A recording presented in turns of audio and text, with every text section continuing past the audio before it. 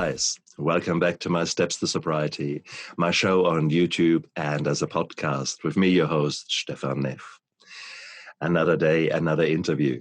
And I'm dead excited with today's guests. I've got Junie Moon with me. And Junie has got a magic superpower. She has learned to tame the inner critic. Now that's a superpower in my books, left, right, and center. Because that little voice is not just a little voice in me. It is a 30-man choir singing into my ear every single freaking day. And it takes hard work. So I'm so pleased and blessed that I have got Junie with me here today. Junie, hello to you. So happy to be here. And yes, I know that choir well. It's just nuts, isn't it? It is, how can we be so self-destructive? And regardless which guest I talk to, regardless who I talk to in normal life, we all have that freaking voice. I mean, there must be a reason. Junie, you looked into that for far longer than me. Junie, why do we have such a mechanism in place in virtually everyone? Yeah, I usually start when I do my talks, my first question I ask the audience is, who here has an inner critic? And if somebody doesn't raise their hand, it's like, chuckle, because if you have a heartbeat, we have an inner critic, and that's just the way it goes. And I do see there is a reason. It's what I've learned. And let me just start by saying, yes, I have studied it immensely because mine was huge. It raked me over the coals. It was probably a football field filled with critics yelling at me and trying to slaughter me and all the things that my inner critic did. And it brought me to a place in my life where I was 200 pounds and miserable, unable to speak my truth, unable to be me, my authentic self, because I was just so scared of being seen and being comfortable with who I am. That voice made me feel like something was really wrong with me. That voice told me something was terrible about me, that I was ugly, that I didn't have anything good to say. I mean, a million things. We all have those voices, right? And the most common things I hear with my clients is, something's wrong with you. Who do you think you are to be this, that, or whatever? You're not good enough. You're never going to amount to anything. Why bother? I mean, it's interesting because we all think we have our unique inner critic, and yet it really does boil down to this huge message that something's wrong with us. And your question is why? Why is it there? And so, it's there for a reason. And to be really honest, it's there for a good reason. It's just we do need to tame it. It's there to protect us. And I know that sounds crazy because, like you said, it's so painful and it does influence us in our life, and it gets in our way. And yet we in my body of work, the shadow work that I do, we call it the risk manager. It's this part that is assessing danger. And when it perceives that something bad is going to happen, it sends the inner critic and says, stop them and tell them don't do it. And so why do we have it? It actually is a protective mechanism. It's just gone way out of control. And if you go back in time when men were really men with ape skins over their shoulders and big clubs in their hands. Oh, how sexy. Exactly. Now, the problem, of course, with that is you live not alone. You live in tribes. And if you are going way outside of the tribe in the sense of their values and what they do, then they might actually ostracize you. They might actually throw you out of the tribe. And 50,000 years ago, 100,000 years ago, that would be certain death for you. Yep. So therefore, it makes sense. There is actually something imprinted into your genetics where you are extremely cautious. That's the reason that you get embarrassed if, let's say, you're in your shopping trolley in the supermarket and you might not even be close to it, but suddenly something falls off the shelf. And you think, oh my God, as if the world stops. Yep. Well, something fell off the shelf. But that is why you get that adrenaline rush that is hard imprinted into your wiring. It's hardwired into your brain. Okay. Yep. You cannot get away from it. But what you can do is We can actually recognize it and actually look at it for what it is and not for what our brain wants it to be or thinks it ought to be, isn't it?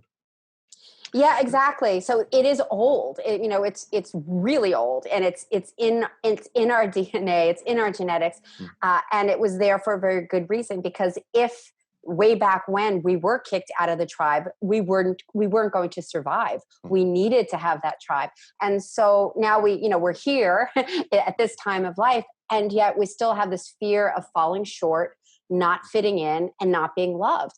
And that just taps right into that primal fear of, I'm not going to be okay. I'm not going to be able to exist. And so whenever we come close to that feeling or that response, like you just said, what did you call it? A trolley? What did you call that? That was so cute. Oh, yeah, shopping trolley, yeah.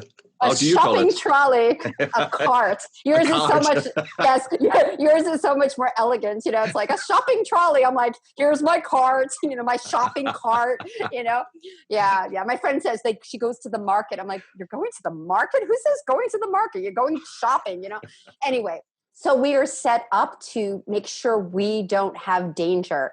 And so that part is always assessing risk. And so let's just say you go on stage to do a performance, and all these people are going to be looking at you, and you're afraid that you're going to mess up, that you're going to fall short in some way. You're going to have all this fear. And where's that fear coming from? You're going to be in the audience looking at you going, oh my God, what was she thinking? She should have practiced more. I mean, that's what's going on in our head, and it gets in our way. But why is it there? It doesn't want us to fall flat. It doesn't want us to make a mistake, because if we do, it hurts. And yet it's hurting us even more now as we are adults, because we want to live fully and shine our beautiful light. So we need to get it in check. What do you think? Does the inner Schweinehund, that would be the German word for it, you mean bastard, you inner bastard, that's how I would call it initially or instinctively. Does this inner bastard actually manifest itself the same way in different people? Whilst we know the messages are there, may I ask, how did it feel for you? What kind of reaction did your body go through when something like that happens? So I do think it shows up differently for different people. I mean, sometimes we could feel bodily sensations. And for me, whenever I felt like I was going to mess up in some way, my stomach would be in knots or my throat would feel really tight. Some people get sick. Some people literally get headaches, or we find ourselves doing behaviors that are not in our best interest. Like, let's just procrastinate. Let's not do that thing that could potentially go wrong. And let's just clean the house instead of making that really important phone call. So it shows up in different ways. Yeah. And I think it's important to realize the way that the response hits your body is through a hormone called adrenaline. And this adrenaline and some other important hormones thereafter get checked out. And these are the hormones that you really need to defend yourself against a life-threatening thing, a bear or a disaster, etc. So it's really, really good that we have got these responses. The problem, of course, is these responses go into overdrive at the time when it is really nowadays a social issue far more likely than actually a bear attacking you. And because there are so many alarm bells and so many alarms going off in our life, often alarms that we create for ourselves, you're constantly in this adrenaline. So going quickly back, what does adrenaline do? Yes, it makes you fight. It makes you get ready to flee. So that's fight and flight response. But it's good to realize that it works on every single organ system from your hair down to your toenails and anything in between. So if you just imagine that you're standing in front of the bear, well, it's probably not so clever that your bladder tells you, actually, I need to pee right now. Or actually, I need to go for a poo. Or let's have an erection, shall we? No. So these kind of things are quickly wiped out. No, bye-bye. No time for that. No time for that. But what does it really matter that there is lots of blood flowing through your skin? Well, yes, if you get injured, that's not so clever. So you get this kind of nearly stinging on your hands, and that is the blood vessels going.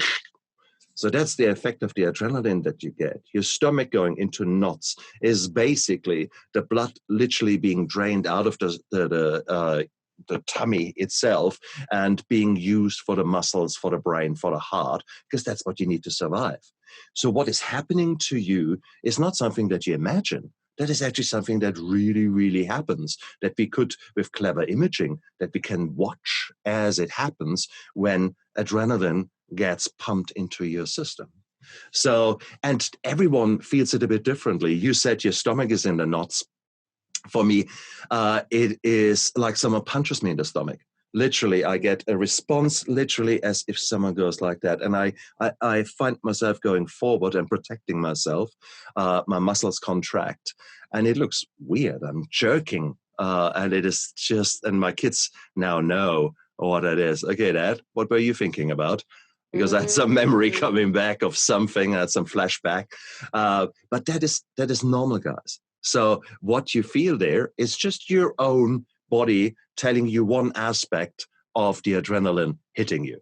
Okay, so It's not in your head, you're not nuts. This is normal. Okay. Yeah.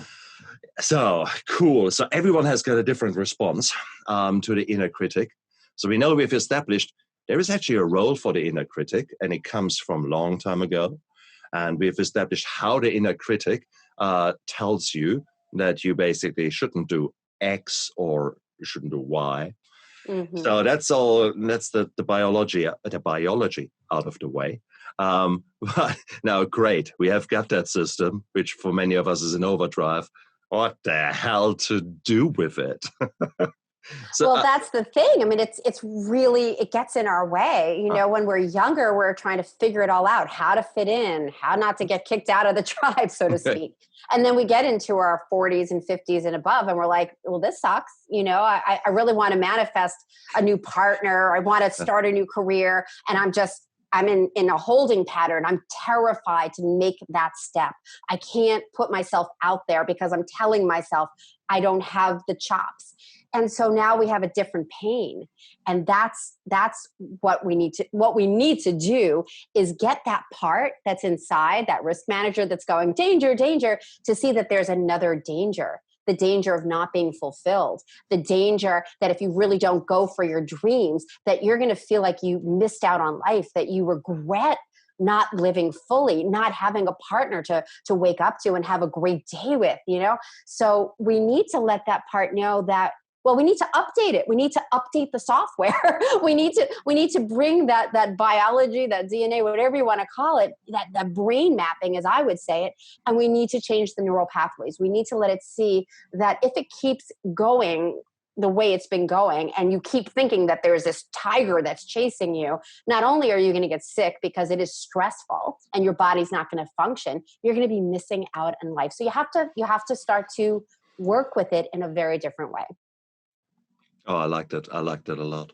And I guess it's recognizing first what is actually happening. Mm-hmm. For a long, long, long, long time. I guess I knew about the reality. I guess I knew about the facts of the fight and flight response and all that. As a doctor, consciously, I was absolutely, yeah, okay, that makes all sense. Subconsciously, on the reptilian brain level, where this all happens, complete different story, certainly in my life. The inner critic and the flow-on effects, such as the imposter syndrome. Who are you to do that? What do you think you little, who do you think you are? That kind of voice is, it was so prevalent, and it still is. With all my achievements, with all the things I have done where I should be proud of, most of the time I'm not proud of. I'm just taking them for granted. And I'm listening to that little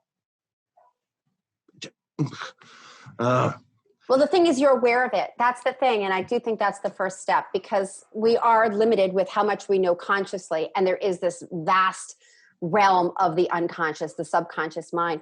So being aware that that's even there. And sometimes people don't even hear those messages. They just feel them. They just see the behaviors and they don't understand. So just being aware of it really is the first step. And having compassion for ourselves, that it's like, okay, you know, this is old. This has been given to me. Thank you. And then get beyond the conscious mind, because we can understand, but that's just not enough. Like, here you are, so many achievements to be proud of, and yet you're raking yourself over the coals, or telling yourself, oh, whatever you're telling yourself, and limiting what the fullness and richness that you can be bringing to the world, and fighting that voice. And trust me, I still fight that voice. But here's the thing. Now that I've worked with it and I spot it faster, I can nip it in the bud so much faster. I mean, just yesterday, and I have to write a blog about this, I was going into the refrigerator to get some ice cubes for my water. And I forgot that I was going to my brother's store, that I could get iced coffee. And that first thought was, you're such an idiot. That was I heard it. I'm like, you're such an idiot. And I'm like, whoa, wait a second here. I mean, I heard it instantly. I'm like, chill out. It's not the end of the world. You forgot you're going to your brother's store, and now you have a choice. But years ago, I wouldn't have heard it. I just would have felt like shit. I hope that was okay to say that word. And forgot to ask that. And then I would have probably eaten a box of Oreo cookies and gained weight, because I would have felt horrible about, oops, I made a mistake. It's exactly. You nailed it. You absolutely nailed it. And that is the bizarre thing. We then subconsciously respond with another emotion or with another action onto that emotion that then causes another emotion. It's like the bloody little snowball that causes an avalanche ultimately of bad decisions. Yet when you can actually decide that the snowball might not be so clever down that hill, but maybe more that way, well, that's cool. So same thing, you need to recognize what is actually happening. So next time you get angry, press the pause button for a moment, if you can. Press the pause button and actually say, whoa, what's going on? Why am I angry? Is it really that someone said something to me? Or is it really that someone else is responsible? Or what is actually happening there? And you might come up with answers when you ask that question that surprise you. And there is not one single scenario that will 100% apply to you, but it is your life. It is the things that are happening around you that might trigger you to do something, to feel something, etc. And it's interesting bit is, what do you then make out of it in your own brain? I want to add to that, because that's awesome. So you get triggered, you have this experience, and you slow it down and you stop. What just happened? What's the meaning I give to what just happened? And this is another thing I want to add, is where have I seen this before? When have I experienced this shame, this anger, this message I just got from this person that just cut me off when I was driving? And now I'm all angry. I'm triggered because he cut me off. And it's like, when have I experienced this before? Oh, I feel someone just took advantage of me. Somebody just didn't care that they just cut me off. And you know what? That brings me back to when I was younger, when my mother didn't listen to me and she would cut me off mid-sentence, which is true. My mother used to do that when I was younger. So here I am thinking, I'm just angry at this person who just cut me off. But in actuality, well, I mean, and I might still be angry that this person did that. But at the end of the day, it's like, no, this is reminding me of a deeper wound. And that's where we can have more compassion for ourselves. Oh yeah, I had this experience of loss, of shame, of anger, or whatever when I was younger. And I really couldn't do much about it. I really didn't have much choice. But now I do. So let me change my dynamics, my relationship with this part that thinks I have to be so upset because my mother just cut me off. No, my mother didn't just cut me off. That was 20, 30, 40 years ago. I have a different choice now. So update the software and go, wait a second, the tiger's not here. Let me look at what is and how do I want to be now? That's beautiful. That's so beautiful. Because ultimately, yes, there are these all underlying traumas that we don't even acknowledge. I mean, it's bad enough for a man to acknowledge his feelings, leave alone where they actually come from, leave alone what actually caused them originally. God, I mean, come on, we're simple beings, men. And rest assured, girls, you're not much better in that case, at least. we have our own version. Let's be kind. We have our own version. but it's amazing because girls or boys or anything in between, everyone seems to have the same responses and the same often misguided reactions to something that happens. Yeah. And that's the amazing thing. If you learn to press the pause button because you actually recognize that something is weird, that is such a powerful, powerful thing. I went through rehab about 7 years ago now, and I found myself literally doing that for the very first time in my life in a quite heated discussion amongst us in a lesson at every 10 o'clock in the morning.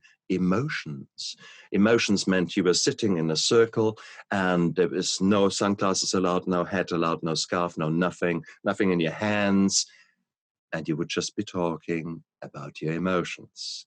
Now, that was dreaded by everyone, but inevitably, after a very uncomfortable silence, suddenly someone said something, and then another person said something. And on that particular morning, there was quite a heated exchange between two other inmates going on. And I was sitting there, and I felt my own emotions going, "Arr!" And suddenly, I felt like an out-of-body experience, literally going, "Zip." And I saw myself sitting there, responding with my emotions to what was happening over there with the other two guys. And it was the most bizarre emotion. Wow. But it was so powerful. It was so beautiful because suddenly it was as if I watched a CCTV and see what is happening there. And I realized, oh, hang on, I'm sitting here. It has nothing to do with me, what's happening over there. Why am I getting involved, getting emotional, getting upset, responding to something that is not really an issue? They are sorting that out. They're not attacking me. So, and that was the most beautiful, beautiful, beautiful thing. So if you guys can try to do that, to press literally that stop button, that pause button, before you try to, make a hole in the wall, or before you do whatever before the reaction. Yeah. The pause button, and you did something that I thought was amazing, which is you stepped back, you detached, you were able to look at it from a distance. And that is the power tool. That is the power tool, when you can actually separate yourself from what is going on and you can have that perspective, because then we call that the magician energy in shadow work. When you can actually embrace that energy, that archetype of, oh, let me just look at what's going on so I can have a good vision of the overall whatever is happening so that I can make a decision. Because when we're in it, when we're feeling it, we're not clear. But if we can step back, we can then go, well, isn't that interesting? And what is that about? And where have I seen it before? And how do I want to move forward differently? And if you look at crisis management in various settings, so we as doctors nowadays, my generation of doctors and younger, we are breathing, living crisis management. So there are systems in place, and they all more or less start with a stop. Wait, what the hell is going on here? Is it actually now safe to proceed and safe to do with whatever you try to do? So there is that pause button is there. Same for pilots, same for soldiers, same for name it, and look at it from an occupational health and safety point of view, from a whatever kind of systems approach. You will find that being implemented. So if everyone else out there in their professional lives tries to implement these kind of systems, would it not make sense that we do the same on our personal level and actually consider a pause button as a mandatory kind of thing? And it always then reminds me of these cartoons of Trump or whatever American president there was, where you have got the bed where he's lying in bed, and you have got on the one side a big red button for nuclear missiles, and the next day coffee, and you get him sort of halfway. Yeah, that's a little disconcerting. Yeah, exactly. So, but in our daily life, it's the same thing. Okay, Yeah. so you actually have a choice. You just need to stop for a moment. Which button do I really want to press now? Because you have that choice. You decide how to react to whatever happens around you. And if you can get that power, now that's the real superpower. And you need to practice that. We'll come to that in a moment. Yeah, because I was just going to say, it sounds so easy. Just pause, just step back, That's right. and then which button do you want to press? And yet it can be that if we build that muscle, we have to see it for what it is first. We need to go, ouch, this is not working for me. And if I continue to do this, there is a high price to pay. And it is different, our careers versus our intimate relationships. We don't want to fall short with the people that we love or want to be loved by. And what you said about the tribe, it's like we want to make sure that we're going to be okay and that we're not going to disappoint people. So there is that separation for sure. And the closer we are with people, the more it's like, ugh. So, I mean, as much as I teach this and as much as I've come such a long way, my boyfriend would tell you just yesterday, there was a moment that I was just not in the best of, I was vulnerable. I hadn't slept really well. And he just said the wrong thing at the wrong time in my view. And I was like, what are you, and I had a moment, of course, instantly I went, oop, wow, pressed the wrong button and I apologized. Now, years ago, I probably would have beaten him up. I would have screamed. God knows what I would have done years ago. But there's something to be said about how to really do this. And that's where the compassion comes from, because we have years and years and years of wiring in this lifetime. And then that old brain for lifetimes that lives inside of us. And so it is a journey. So we need to have some gentleness around how to get to the pause. And it starts with just realizing it's even possible, because it is. It is a muscle. And once we start to clear out some of the gook we've accumulated through the years, having us feel like something's wrong with us and all those experiences, when we start to shift that, we can start to heal. And that's the beautiful, beautiful journey. But as you said, you said it in probably about a minute. In reality, it will take most of us a lifetime to master that skill if we put our energy into it. And most of us don't even do that. Most of us fly on that subconscious level without ever realizing it. And that might be the reason that you see someone lashing out at you and you think, what the hell, where is this coming from? And if you have not got an appreciation of what is going on in you and probably in them, then the next response would be, how dare you speak to me? I deserve respect, you little shit. And, then suddenly you've got in a major row, whilst you could have just said, well, are you okay? Yeah. Do you, hey, you know what? It might sound stupid, but can I give you a hug? And what a different experience. Yeah. Well, exactly. A different experience. Exactly. Yeah. I had that recently with one of my nurses, and we know each other really, really well. And she ripped into me one morning, and with half sarcasm, half.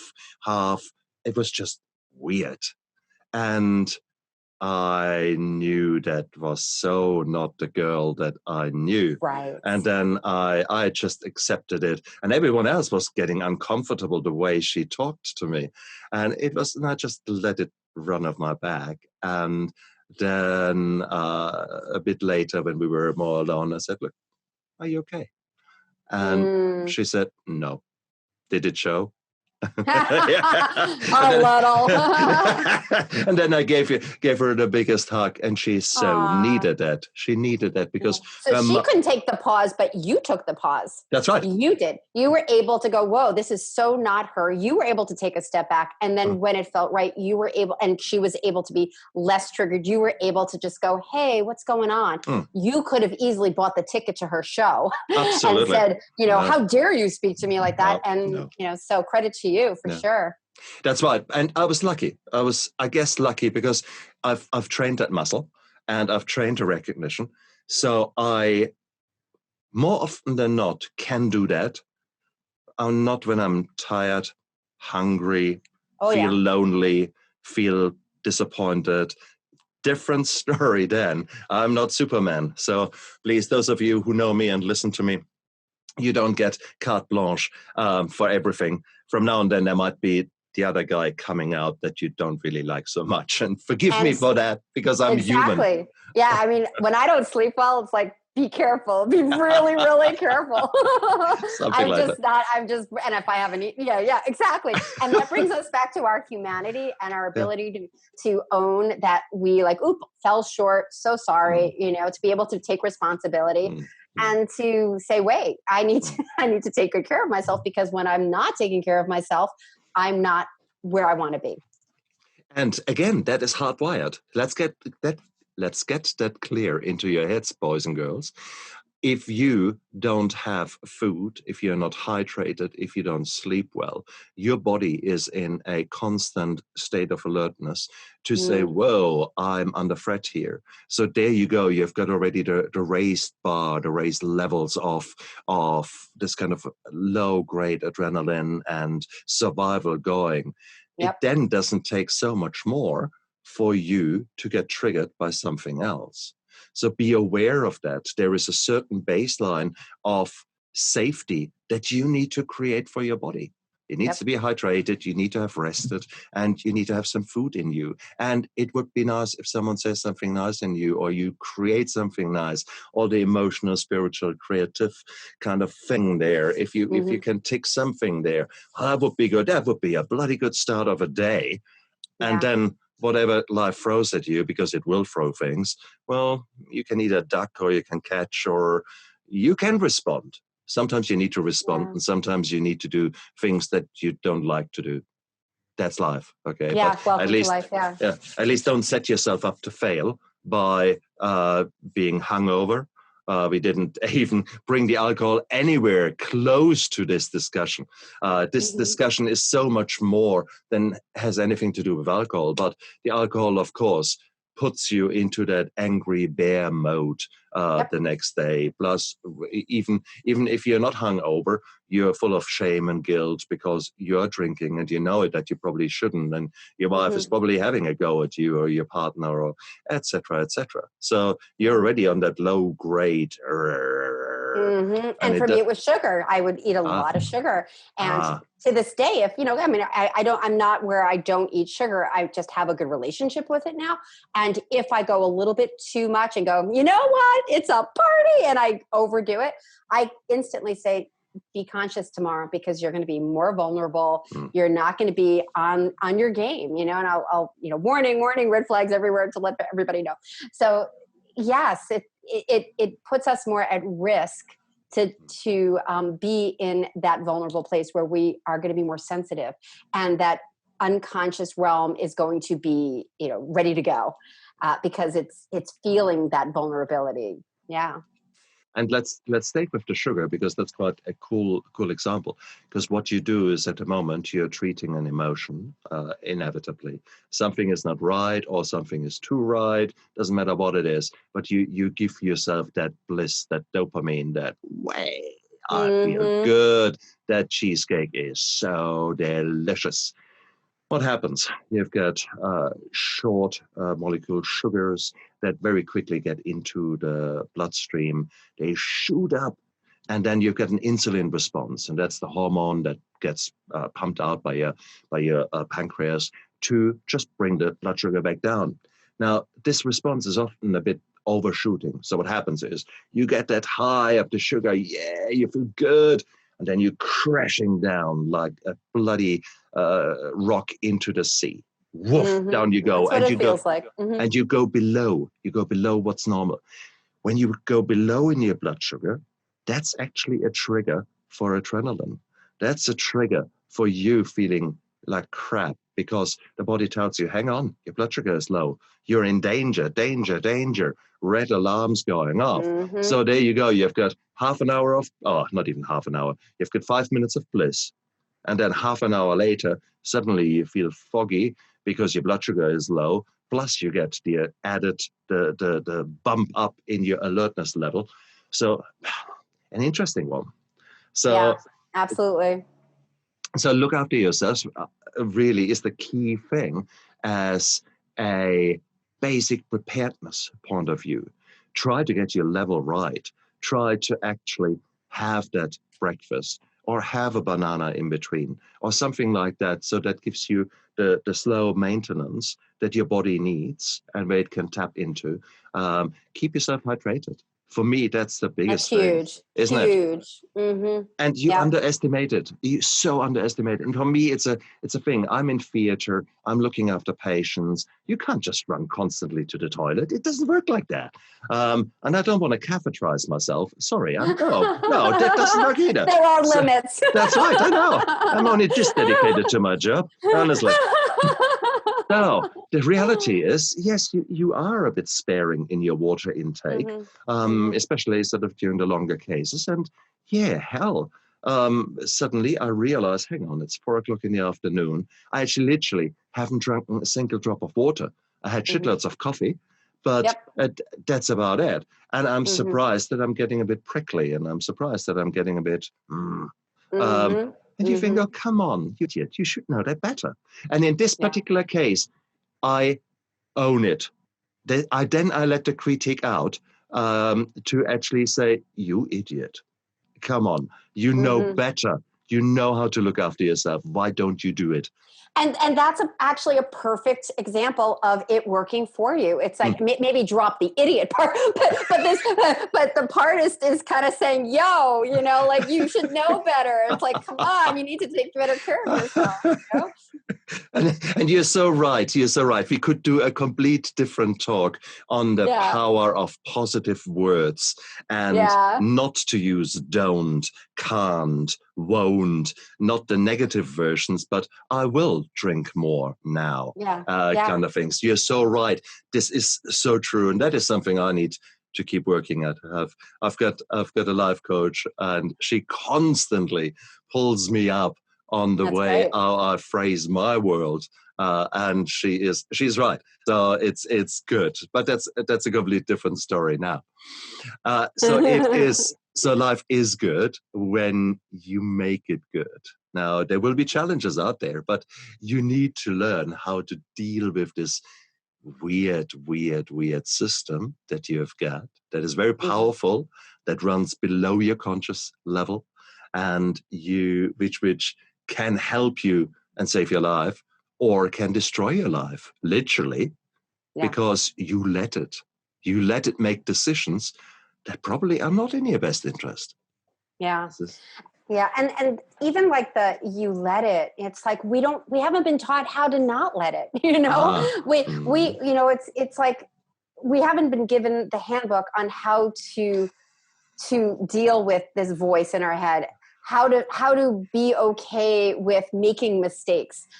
We have just accumulated all these messages from well-meaning parents in our culture, and we've taken aspects of who we are and said, oh, we better not be like that. And we throw it in shadow. We say, oh, that's bad. It's dark. It's, I don't want to be like that. And then we're like running our life, this sliver of a pie of full spectrum, of how we can be. And we didn't know any better until we go, ouch, I'm not being kind to myself. Why aren't I taking better care of myself? Why do I go all throughout the day just eating donuts and sugar and feeling like crap?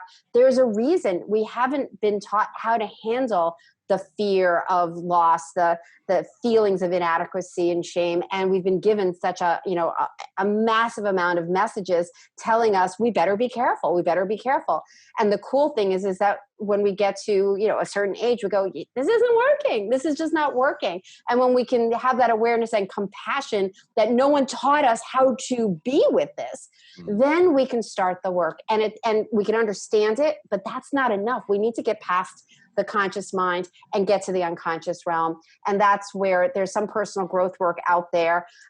Most personal growth work I kind of have an issue with. It's like, it starts us, okay, let's figure it out. Let's understand why we do what we do.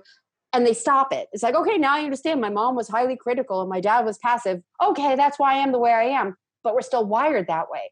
And so There are some personal growth modalities like shadow work, which is what I do, where we actually can get past the conscious mind and go, what did you lose access to and why? First step.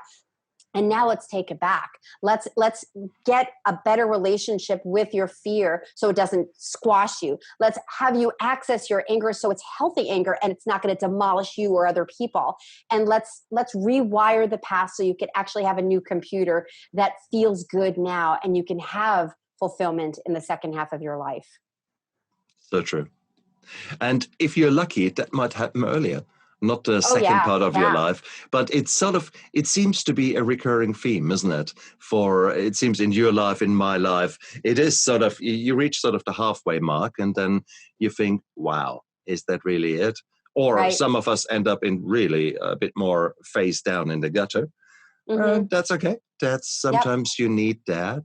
And because it forces you to press the stop button. It forces you to reevaluate. So I had recently I had a guest, and I asked my guest, if you had a time machine and you could go 10 years back or 20 years back and could make one change, what would you do?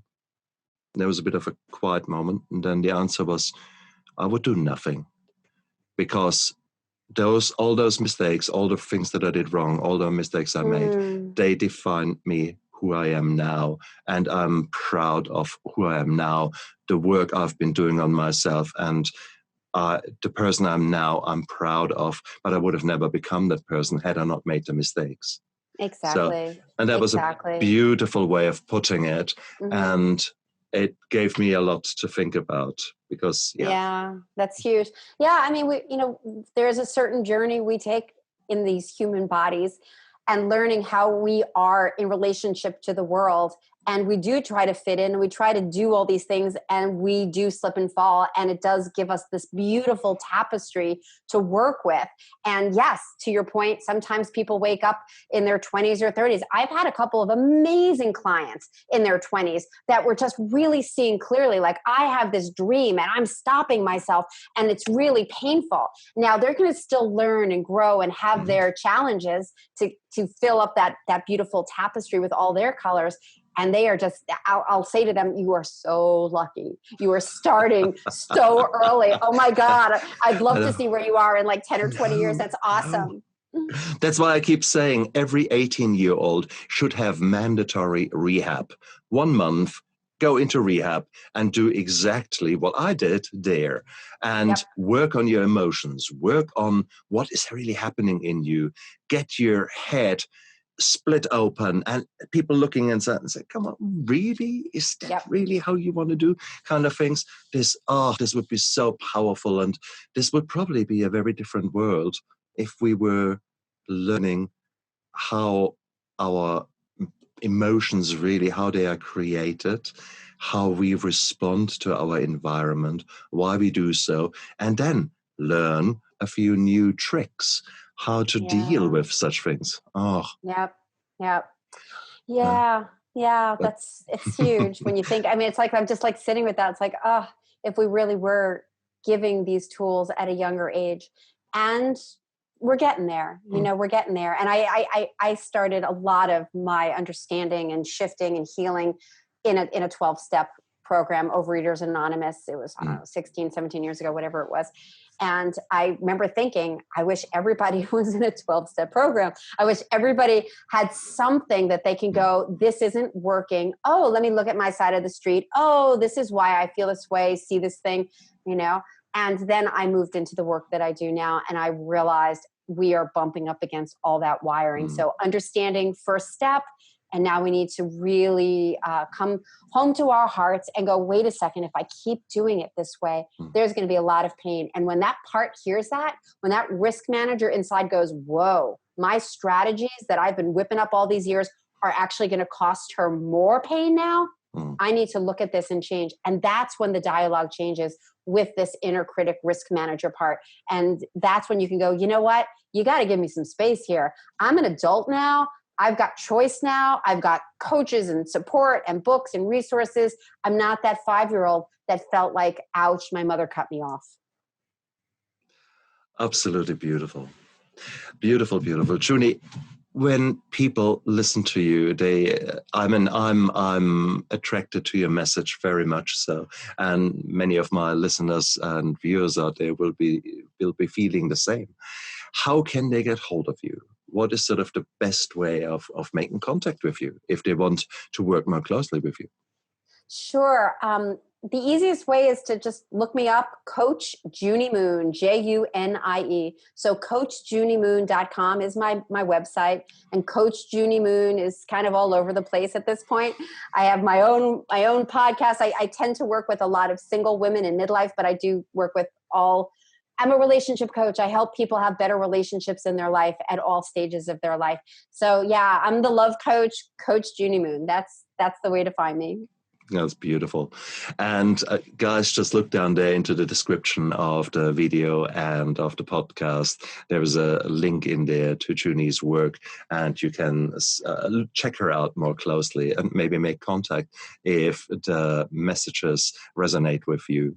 And they should, because that is one of the most important underlying driving forces that guide our behavior.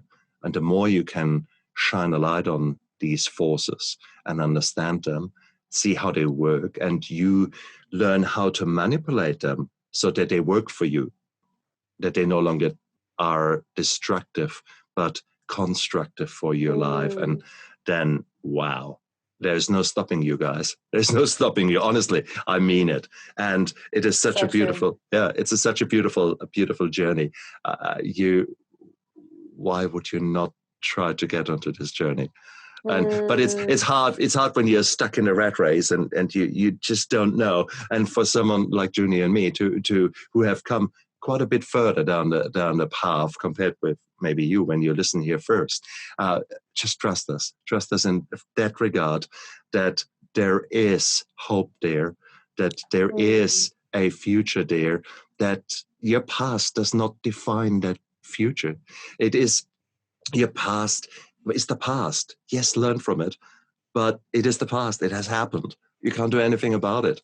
You can just learn with it, manage it, and live right now. And right now, make these cool decisions that hopefully bring us further in our life and bring us to a point of time when you wake up in the morning and you get this cheesy grin on your face, and when you feel life is good. Do. That's right. And it sounds stupid, but it is. It's so true. I couldn't have said it better. I mean, transformation can happen. Healing can happen. It's not the end. It's the beginning if you choose it to be. And your future is yours. And you do not have to be defined by your past, but you can learn from it. You nailed it. It's just exactly hope is here. You have the flashlight. I have the flashlight. We've been down in the trenches, and we're still growing. We're still learning, and we know that things can be very different. And yeah, absolutely. Well said. Junie, it was an absolute honor, an absolute pleasure to have you on my show. You are doing fantastic work out there, and I was so honored to be able to just bounce ideas around and see that, actually learn a few little bit more steps in there. A few things that you said made me think, that's good. I like that take on things. And so it is, every single interview, I learn more. So therefore, I'm very, very grateful that you shared your precious time with me. Junie, thank you so much. You were amazing to dance with. This was great. And you guys out there, look after yourself. Decide today, what little decision do you want to make to get you into the path of a better life? Don't go all out, 15, 20. No, just choose one, but follow through. How about that? Okay. Look after yourself, guys. Bye. Bye.